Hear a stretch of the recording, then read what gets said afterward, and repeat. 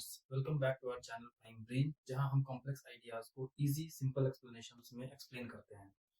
In percentage series हम लोगों ने लास्ट वीडियो लेक्चर तक कुछ 23 क्वेश्चंस डिस्कस किया था और आज के वीडियो में हम आगे कुछ और क्वेश्चंस को डिस्कस करेंगे। ओके, और परसेंटेज सीरीज में हमने वैरायटी ऑफ क्वेश्चंस को देखा है। आज भी कुछ और अलग तरीके के क्वेश्चंस को सॉल्व करने की कोशिश करेंगे। हम ये क्वेश्चंस ज़्यादा इसलिए कर रहे हैं सो दैट कि आपको एक एक्सपोजर मिल सके कि क्वेश्चंस के वेरिएशंस कितने हो सकते हैं and how you have to deal and approach the problem. Okay, so without doing any further delay, let's get started. And the first question for today is price of petrol is increased by 25%. How much percentage must a car owner reduce his consumption of petrol so as not to increase his expenditure on petrol? बहुत simple question है। Question में ये कह रहा है कि एक car owner है जो अपने एक्सपेंडिचर को, मतलब पेट्रोल के एक्सपेंडिचर को फिक्स रखना चाहता है, लेकिन पेट्रोल का जो प्राइस है वो उसके कंट्रोल में नहीं है। ठीक है, और यहाँ कह रहा है कि पेट्रोल का प्राइस जो है वो 25% इंक्रीज हो जाता है। तो एक एग्जांपल के तौर पे समझते हैं कि अगर किसी के पास कार है, वो सोचता है कि मैं हर महीने 1000 रुपीज ही खर्चा करूँ। ठीक है, तो ये डिपेंड करता है कि कार के पेट्रोल का प्राइस क्या। अगर 100 रुपीज है तो वो 10 लीटर पेट्रोल ही भरवा सकता है। अगर वही 50 रुपीज हो गया तो वो 20 लीटर तक पेट्रोल भरवा सकता है पूरे मंथ में इन 1000 rupees. Okay, so this is the question basically. ठीक है, उसको कुछ परसेंटेज में दिया गया है और हमें उसका निकालना है कि कितना परसेंट कार ओनर को अपना कंजम्पशन रिड्यूस करना है। कंजम्पशन का मतलब कि कितना कम से कम लीटर वो यूज कर सकते, मतलब कंजम्पशन का मतलब कितना लीटर पेट्रोल यूज कर रहा है, राइट। तो इसको समझते हैं। Let the price of petrol be X. Initially मान लेते हैं कि प्राइस था पेट्रोल का इनिशियली, इसको भी इनिशियल और फाइनल में ब्रेक करते हैं। पेट्रोल प्राइस इनिशियली था एक्स। ओके, बोला जा रहा है कि इंक्रीज किया गया है 25%। इससे ये 125/100 इंटू एक्स। मैंने पिछले वीडियो लेक्चर में बताया है कि अगर इंक्रीज करता है परसेंटेज, इट मींस कि 100 plus that amount of increase divided by 100 multiplied by जो भी हमारा इनिशियल है, तो ये हो जाएगा 5/4 एक्स। ओके, मींस पेट्रोल का प्राइस हो गया दिस वन। ओके, अब बोला जा रहा है कि कंजम्पशन, सपोज इनिशियली वाई था। ठीक है, हमें पूछा जा रहा है कि यहाँ पे फाइनल कंजम्पशन कितना होना चाहिए। ओके, तो अगर हम बात करें इससे मिला के, यहाँ पे टोटल एक्सपेंस की बात करते हैं, एक्सपेंडिचर खर्चा कितना हो रहा था। अगर x rupees per litre petrol का दाम था और y लीटर उसने पेट्रोल खरीदा है, तो जो टोटल एक्सपेंडिचर हुआ होगा वो x इंटू वाई हुआ होगा। ठीक है, इसी तरह से मुझे यहाँ पे बोला जा रहा है कि ये कुछ वैल्यू, सपोज मान लेते हैं इसको z। ओके, मुझे नहीं मालूम है कितना कंजम्पशन हुआ, और यहाँ से हम इन दोनों को जब मल्टीप्लाई करेंगे देन यू विल गेट ये टोटल एक्सपेंडिचर। और बोला जा रहा है कि एक्सपेंडिचर सेम होना चाहिए। सेम होने का मतलब क्या, दोनों आपस में इक्वल होगा। एक्सपेंडिचर सेम मतलब इनिशियली जितना वो खर्चा कर रहा था फाइनली भी वो उतना ही खर्चा करेगा। तो यहाँ से हम z की value in terms of x and y निकाल सकते हैं, and this is nothing but 4 times xy divided by 5x। This is cancelled out और z की वैल्यू मिलेगी 4y/5। ओके, ये z की वैल्यू आई, मतलब यहाँ पे हमारा कंजम्पशन इसका y से 4y/5 हो गया। Okay, now the point is कि पूछा जा रहा है how much percentage must a car owner reduce his consumption. Consumption तो इतना हुआ, लेकिन परसेंटेज में कितना रिड्यूस होगा। Reduce in consumption equals to, हम करेंगे इनिशियली y था, फिर बाद में 4y/5 हो गया divided by out of y multiplied by 100। This is the way we have to find the percentage. हमने पिछले वीडियो लेक्चर में भी इस तरह के क्वेश्चंस को डील किया है, समझा है। Reducing consumption in percentage. ठीक है, रिड्यूस इन कंजम्पशन, सिर्फ कंजम्पशन में रिडक्शन की बात की जाए तो y - 4y/5 है, लेकिन परसेंटेज के टर्म्स में y के रिस्पेक्ट में हमसे पूछा रहा है कितना रिड्यूस हुआ है। This that's why this is divided by y multiplied by 100 to get in percentage. Okay, और यहाँ से हम इसको सॉल्व करेंगे y/5 बाय y into 100, और यहाँ से हम सॉल्व करते हैं this is y/5y into 100, y cancel out और ये हो जाएगा 20। So answer is 20%। 20% रिडक्शन होगा। उनके कंजम्पशन में, मतलब जितना भी वो पहले कंज्यूम कर रहे थे पेट्रोल, उससे कम पेट्रोल, 20% कम पेट्रोल अब उनको यूज करना पड़ेगा in order to get the total expenditure equal. मतलब इनिशियली जितना था, फाइनल जितना था, दोनों में टोटल एक्सपेंडिचर तो वो बराबर खर्चा कर रहे हैं, बट कंजम्पशन ऑफ पेट्रोल जो है वो 20% लेस हो रहा है एंड पेट्रोल प्राइस जो है वो 25% इंक्रीज हुआ है। ओके, आई होप कि आपको ये क्लियर हुई होंगी। और इस तरह के क्वेश्चन हमने पिछले वीडियो लेक्चर में भी किया है, अगर आपने नहीं देखा है then kindly go through it so that you have a proper better understanding, holistic understanding of the concept. Okay, now without doing any further delay, let's get started to the next question. Okay,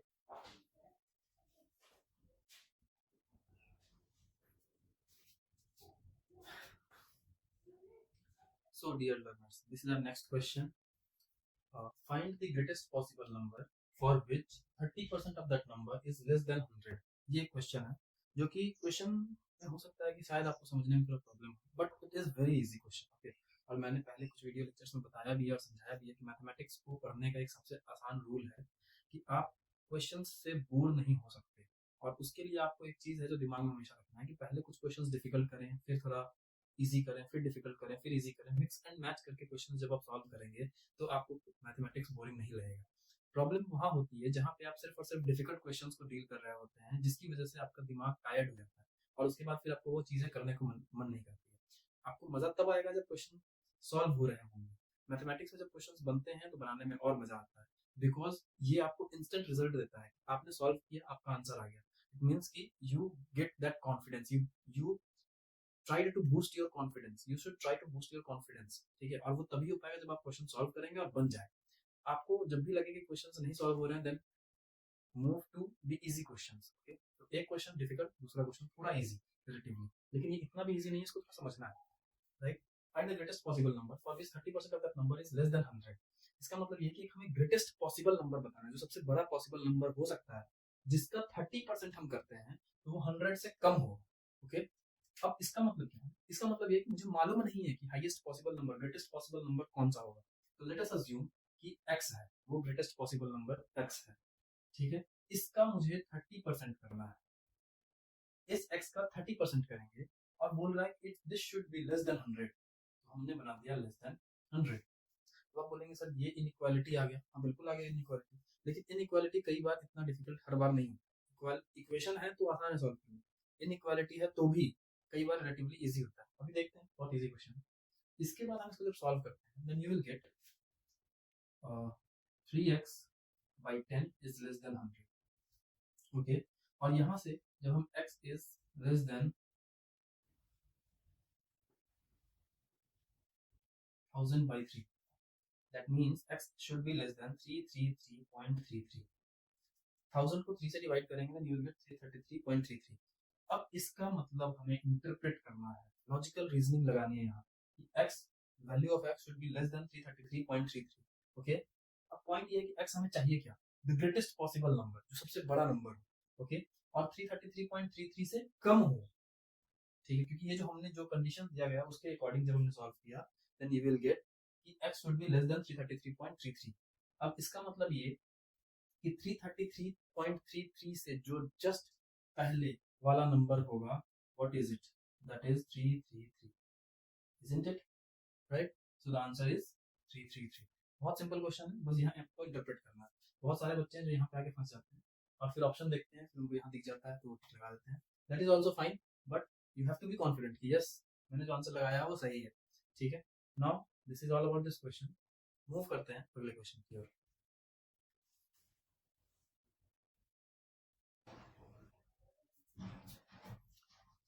okay learners, सो एक और question के साथ हम आपके सामने हैं और the question is कि Vinay decided to donate 5% of his salary. Vinay ने डिसाइड किया है कि 5% अपनी सैलरी का वो डोनेट करेंगे, बट जिस दिन वो डोनेट करने जा रहा था, on the day of donation he changed his mind and donated rupees 1687.50। Okay, which was 75% of what he had decided earlier। मतलब जितना वो डिसाइड कर रखा था पहले से कि वो इतना डोनेट करेगा, उसका 75% उसने डोनेट किया है, दैट इज 1687.50। ओके, पूछा जा रहा है कि विनय की सैलरी कितनी है। राइट, क्वेश्चन अगेन इजी है अगर आपने कंसेप्ट समझ रखा है, डिफिकल्ट लग सकता है अगर आप नहीं जानते हैं। या आप पहली बार इस वीडियो को देख रहे हैं। इससे पहले क्योंकि मैंने क्वेश्चन नंबर 26 लिखा है, इसका मतलब क्वेश्चन नंबर 1 से लेके क्वेश्चन नंबर 25 तक पहले डिस्कस हो चुका है, राइट। तो इस क्वेश्चन को डील करते हैं, समझते हैं कैसे सॉल्व किया जा सकता है। अप्रोच समझना है बेसिकली। और जहां तक स्पीड की बात है, आप अगर एक्यूरेसी मेंटेन कर पाए, आपने अप्रोच समझ लिया और क्वेश्चंस बहुत सारे प्रैक्टिस किए बुक्स से, then I believe and you should also believe कि आप क्वेश्चंस कर दे जाएंगे एग्जामिनेशंस में, राइट। तो हम इसमें आगे चलते हैं। और विनय की सैलरी पूछी जा रही है, तो let the Vinay salary be X. मान लेते हैं कि विनय की सैलरी एक्स है और late Vinay salary be x. बोला जा रहा है कि इस सैलरी का 5% वो डोनेट करना चाह रहा था, ठीक है। तो एक्स का 5% वो डोनेट करने वाला था, लेकिन उसने इसका 75% डोनेट किया, मतलब इसका 75% डोनेट किया है, और दैट इज 1687.50, ठीक है। और आपसे पूछा जा रहा है कि आप विनय की सैलरी बताइए। Is it so difficult? No, answer is no, ये इतना मुश्किल नहीं। बट ये जो वर्ड प्रॉब्लम लिखा गया है, इस वर्ड प्रॉब्लम को समझ करके हमें यहाँ तक पहुंचना, ये थोड़ा सा टिपिकल हो सकता है। और इसके लिए क्वेश्चंस जो हम करवा रहे हैं और आप जो क्वेश्चंस बुक में करेंगे, वो प्रैक्टिस होना बहुत जरूरी है। अगर प्रैक्टिस नहीं है तो आप इसको सब पढ़ करके ये नहीं कर पाएंगे। Okay, so have faith in me, बात समझिए, क्वेश्चन प्रैक्टिस कीजिए, सो दैट कि आपको एक प्रॉपर अंडरस्टैंडिंग हो सके क्वेश्चंस की। आपको आता है, आप सॉल्व करें, पहले वीडियो पॉज करें, सॉल्व करें, एक्स की वैल्यू निकालें, एंड उसके बाद फिर आप यहाँ आकर के देखें मैंने कैसे सॉल्व किया है और अप्रोच क्या है सॉल्व करने का। ओके, इसमें अब हम क्या करेंगे, हमारे पास अब बचा है ये 5 से 20 टाइम्स में कैंसिल हो जाएगा, ये 4 टाइम्स में हो जाएगा, राइट। तो यहाँ से हमारे पास 3x equals to 20 into 480 multiplied by 1687.50।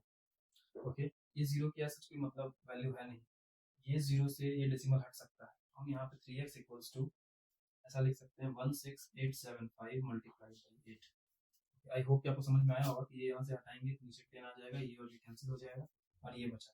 इसके बाद यहाँ से हम x की value 16875 multiplied by 8 divided by 3 कर सकते हैं। और इसको जब हम सॉल्व करते हैं, ये हो जाएगा 5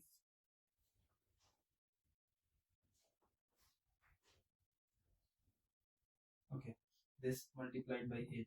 इसको जब हम सॉल्व करेंगे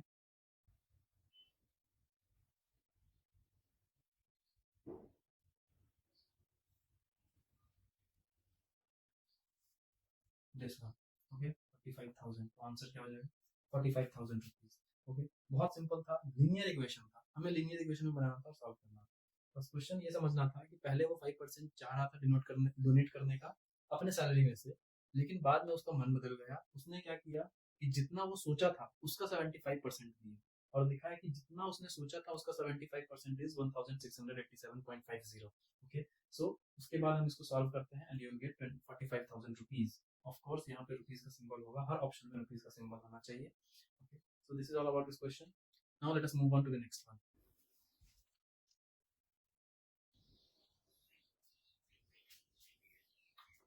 So learners, moving on to the next question.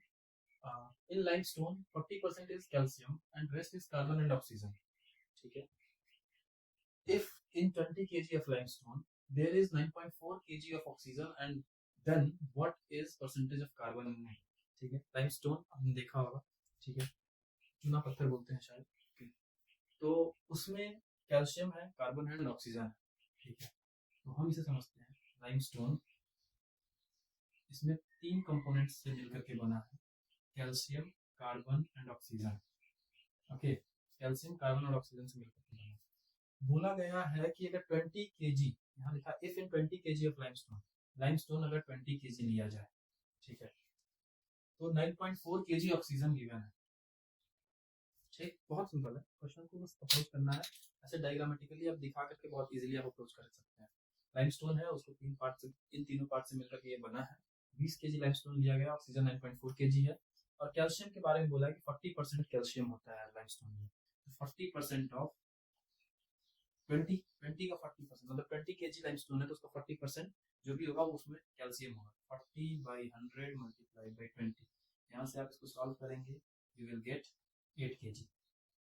Okay, तो आपको कैल्शियम मिल गया कितना केजी था, ऑक्सीजन मिल गया कितना केजी था, टोटल 20 केजी। तो जो बच गया ये कितना हो जाएगा, 20 माइनस 8 प्लस 9.4, this is 20 minus 17.4, this is nothing but 2.6 kg. Calcium 8 kg, carbon 2.6 kg and oxygen is 9.4 kg। पूछ क्या रहा है, what is percentage of carbon in it, कितना परसेंट कार्बन है इसमें। Percentage of carbon equals to 2.6 divided by total कितना है 20 multiplied by 100। Okay, इसको सॉल्व करते हैं, यहाँ से आएगा हमारे पास 13%। ऑप्शन में चेक कीजिए, this is your answer. Question जितना टिपिकल दिखता है जरूरी नहीं कि वो उतना हो, उसे सिंप्लीफाई करना हमारा काम। ओके, क्वेश्चन दिया ही इसलिए जाता है ताकि आप उस पर दिमाग लगा सकें। So this is all about this question. Now let us move on to the next one.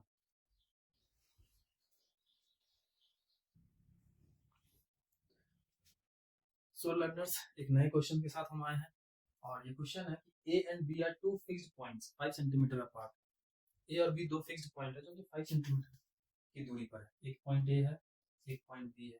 A and B, इन दोनों के बीच का जो डिस्टेंस है दिस इज 5 सेंटीमीटर। ओके, बोला C is a point on A B such that A C is 3 centimetre. इसी point में, इसी line में कहीं पे एक जगह पे सी है, सपोज ये पॉइंट सी, और ये बोल रहा है कि A C is 3 centimetre. If length of A C is increased by 6%, A C के लेंथ को अगर हम बढ़ाते हैं तो इट इज ऑब्वियस कि बी सी का लेंथ शॉर्ट हो जाएगा, डिक्रीज हो जाएगा, सी बी का लेंथ जो है वो कम हो जाएगा। आप समझिए कि ये दोनों पॉइंट फिक्स है, इसमें हम कुछ नहीं कर सकते, कुछ भी नहीं बढ़ा सकते।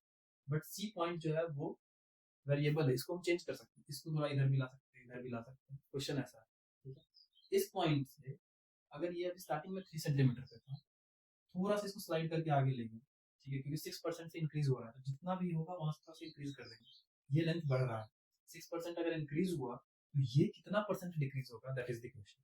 अब इसका मतलब ये बिल्कुल भी नहीं है कि अगर ये 6% से इंक्रीज हुआ तो ये वाला लेंथ 6% से डिक्रीज हो जाएगा, ऐसा नहीं होता। हम लोग डायरेक्टली इस परसेंटेज में ऐसे यूज नहीं कर सकते, और वो अभी हम देखेंगे। और इसमें ऑप्शन भी 6% दिया है आपको कंफ्यूज करने के लिए, इस चीज को भी ध्यान रखना है। आपको कंफ्यूज नहीं होना है कि 6% से अगर इंक्रीज हो रहा है तो 6% से ये डिक्रीज हो रहा है, तो क्या होगा, लेट्स चेक इट आउट। सबसे पहले हम क्या करते हैं कि इनिशियल और फाइनल ये बनाते हैं। ओके, एसी के लिए इनिशियली एसी कितना है 3 सेंटीमीटर। ओके, और सीबी कितना है शुरुआत में, अगर ये 3 है तो ये ऑब्वियस है बच जाएगा तो 2 सेंटीमीटर होगा, इसमें तो कोई डाउट नहीं है आई गेस, ठीक है। कि अगर ये पूरा 5 है, ये 3 है, तो ये 2 होगा, दैट इज ओके।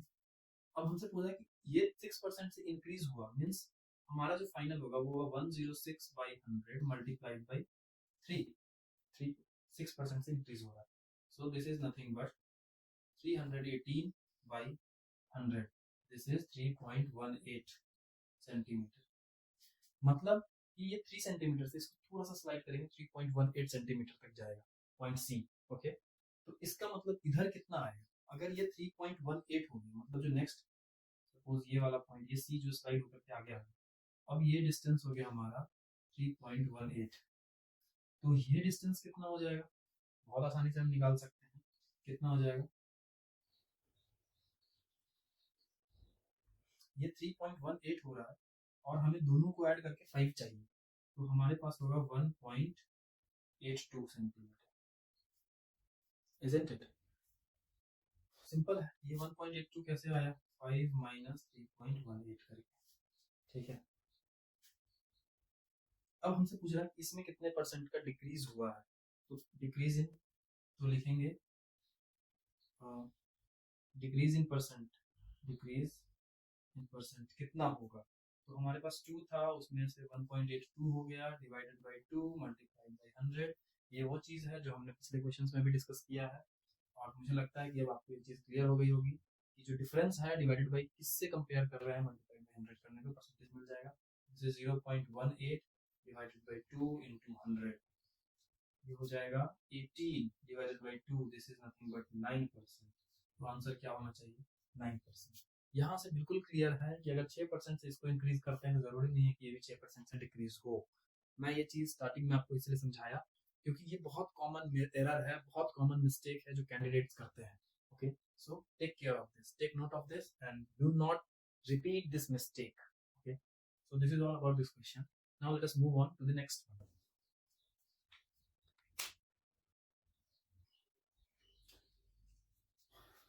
तो लर्नर्स, हमारे पास एक क्वेश्चन और है जिसमें ये क्वेश्चन एक्चुअली बिल्कुल कोर कंसेप्ट है परसेंटेज का। आपको परसेंटेज का मतलब मालूम है या नहीं? ओके, सो हमें कुछ ऐसे क्वेश्चंस भी करने हैं जो बहुत बेसिक्स हो और कुछ ऐसे भी क्वेश्चन करने हैं जो बेसिक का एप्लीकेशन हो। ये है बेसिक के एप्लीकेशन वाला क्वेश्चन। ओके, आपको ऑप्शंस यहाँ देख करके थोड़े डरावने लग सकते हैं, ठीक है, but need not to worry क्योंकि हम यहाँ पर इसी के लिए हैं जो कॉम्प्लेक्स आइडियाज है उसको सिंप्लीफाई कर सकें। Okay, so this is although at one instant देख करके ये क्वेश्चन थोड़ा सा कॉम्प्लेक्स लग सकता है, हम इसे सिंप्लीफाई करेंगे, हमारा काम ही यही है। देखते हैं, price of an article was increased by R%। एक आर्टिकल है, एक ऑब्जेक्ट है जिसका प्राइस जो है उसको इंक्रीज किया गया R% से। Okay, later the new price was decreased by R%। बाद में क्या होगा कि जो नया प्राइस था उसको R% से डिक्रीज कर दिया गया। अब आप कहेंगे कि सर R% से अगर इंक्रीज किया था फिर जो नया प्राइस उसको R% से डिक्रीज कर दिया, प्राइस तो वही हो गया होगा। This is not the case, इस चीज को ध्यान रखें। ये क्वेश्चन इसीलिए दिया गया है ताकि आप मतलब जो ये जनरल कॉमन प्रॉब्लम्स होते हैं ना, जो जनरली लोग कॉमनली मिस्टेक करते हैं, ये सब चीजें वही है कि अगर आप किसी प्राइस को, किसी चीज को, किसी अमाउंट के प्राइस को R% से इंक्रीज करते हैं और उसी को फिर जो नया प्राइस आया उसको डिक्रीज करते हैं R% से ही, तो वो पुराना ओरिजिनल प्राइस पे नहीं जाएगा। आर्टिकल का प्राइस मुझे नहीं मालूम है, तो let the price of the article, let the price of the article be X rupees.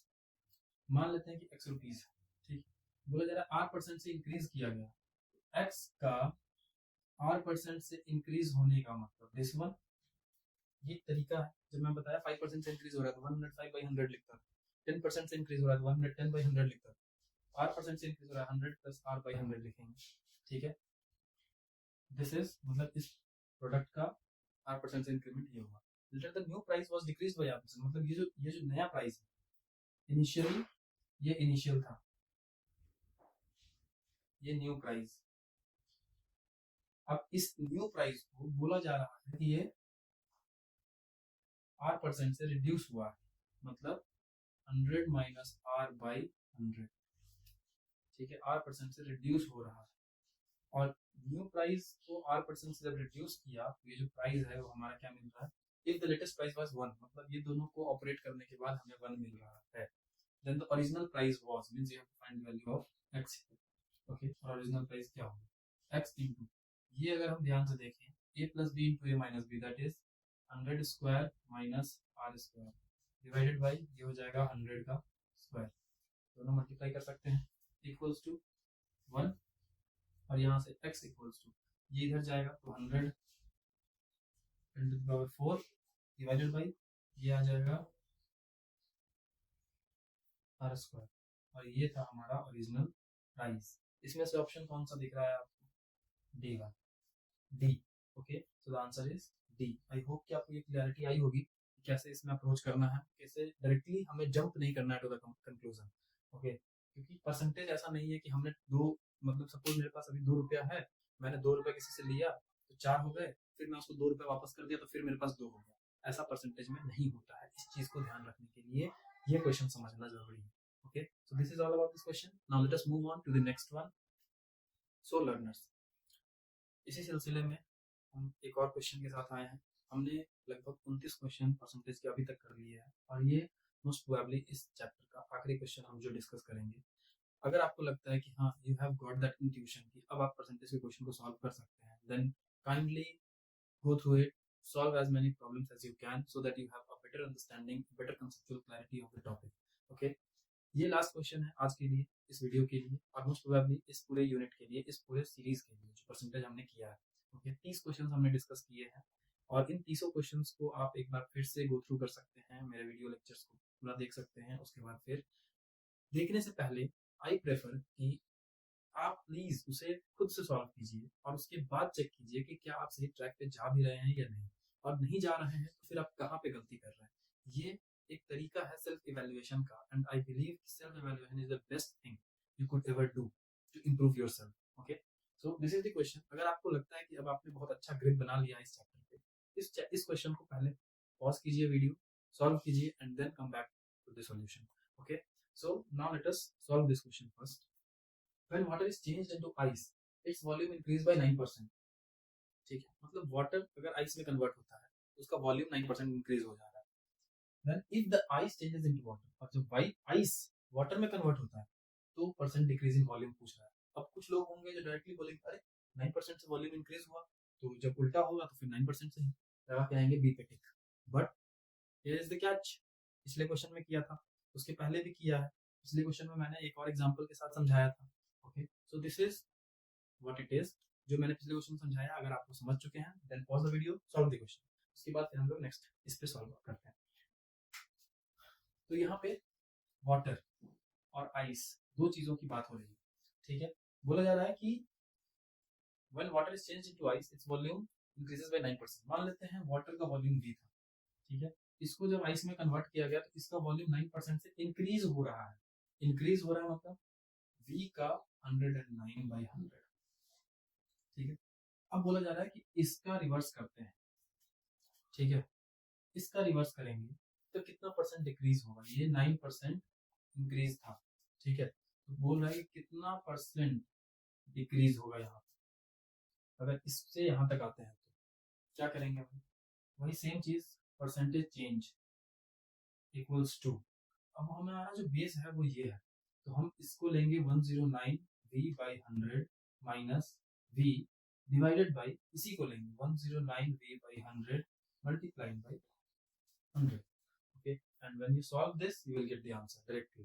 Okay, तो कैसे सॉल्व करना है भाई, ये हो जाएगा 9v/100 divided by 109v/100 into 100, ये 100 कैंसिल, ये v cancel, this is 900/109।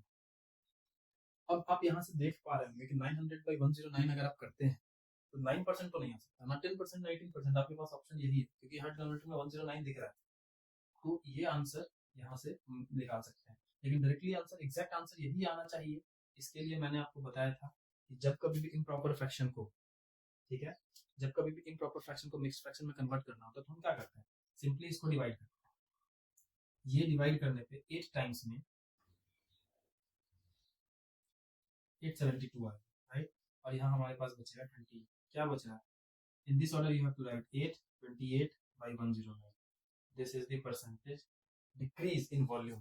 Okay, so 828/109, this is your answer.